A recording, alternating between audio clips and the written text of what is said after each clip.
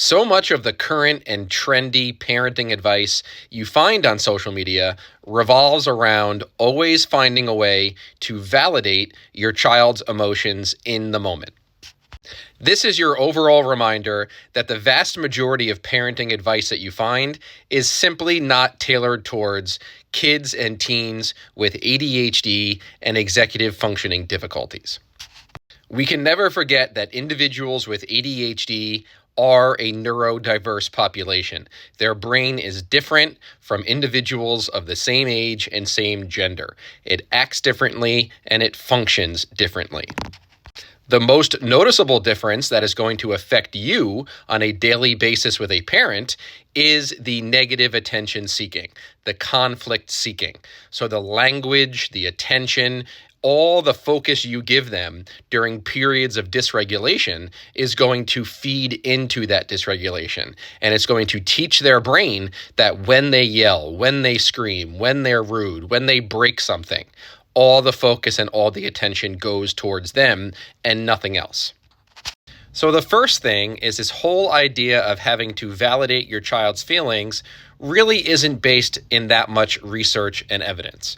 Its focus is more on that feel-good social media information of using techniques that help you to feel good as a parent, but really don't make a lot of sense for the child.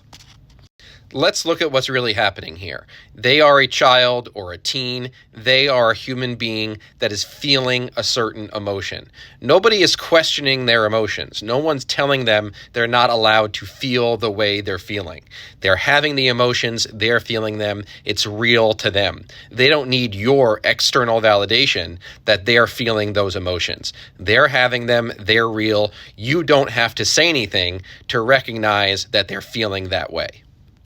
The real thing we care about is the behaviors that come from the emotions, especially when those behaviors affect the people around them.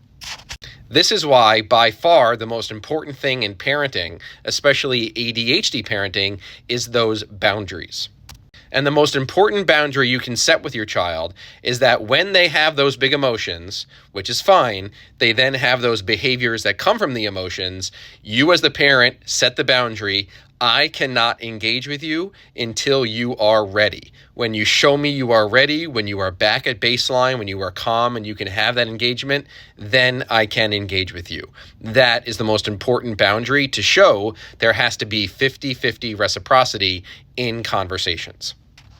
And yes, so many ADHD kids are so conflict seeking. If you set that boundary not to engage with them, they're probably going to follow you around and do every single thing they can to get your attention, which is just further proof of how stimulating your attention is. So if you physically have to get away or tag in your partner, your spouse, when these behaviors are happening, whatever you can do not to give in and make sure that boundary stays firm.